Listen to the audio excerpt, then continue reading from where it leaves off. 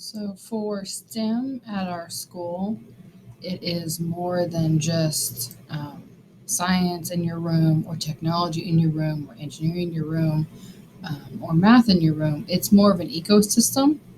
So if we ever say the STEM ecosystem, this is in the staff handbook.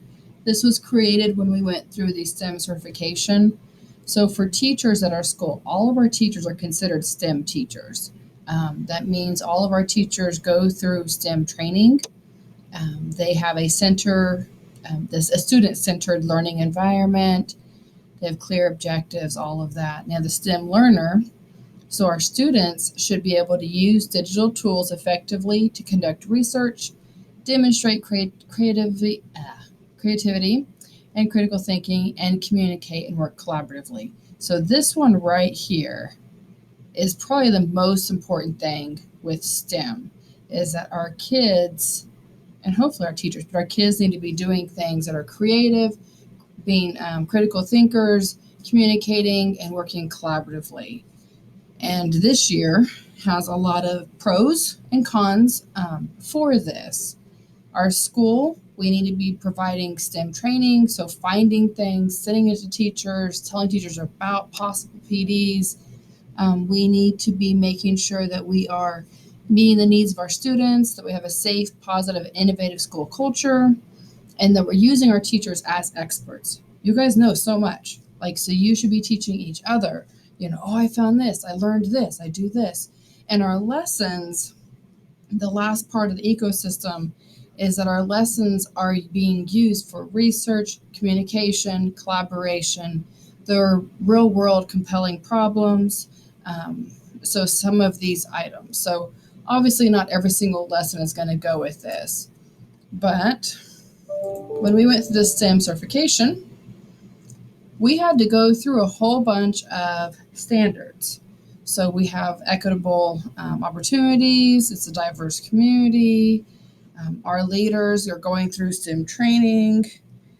Part of the things that we found from this was the fact that we didn't have enough support for PD or engineering. So we had a grant and we have a whole bunch of engineering curriculum and boxes that you can use now.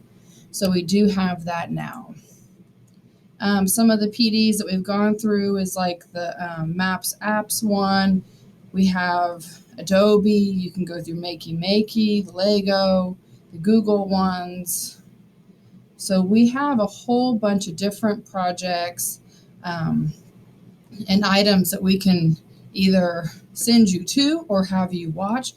But it's a matter of us as teachers being our own leaders and actually seeking these things out. So there is a bunch at our school, but it's a matter of like trying to figure out where it fits into the curriculum, how it fits with your standards, and making sure that our kids are digital, they have digital literacy. So with that, and these are just taken straight from the STEM certification and the STEM ecosystem, that our teachers participate in digital literacy PD. So, we're learning about all these new tools. It's all very new to us. We're providing clear objectives and expectations. We're allowing students to work both independently and collaboratively. For our learners, we're using the digital tools. Again, not just for testing and iReady or AR, we're using them to conduct research, demonstrate creativity, critical thinking, and this is supposed to be going along with the standards. So these need to be going along with your standards. Your school, providing differentiated professional development, implementing existing technologies in the classrooms. We have robots. We have things you can do in your room. We have engineering kits. We have STEM items. We have computers. So it's a matter of like, how can we use those? We even have an iPad cart. How can we use this stuff? And then our lesson, making sure it's tied with the standards. So what will you create? What will you innovate? And how you share your work with the world as a teacher and as a student. So that is STEM 101. I will send these so you have them. And please feel free to ask any questions about our STEM certified school and how every teacher is a STEM teacher.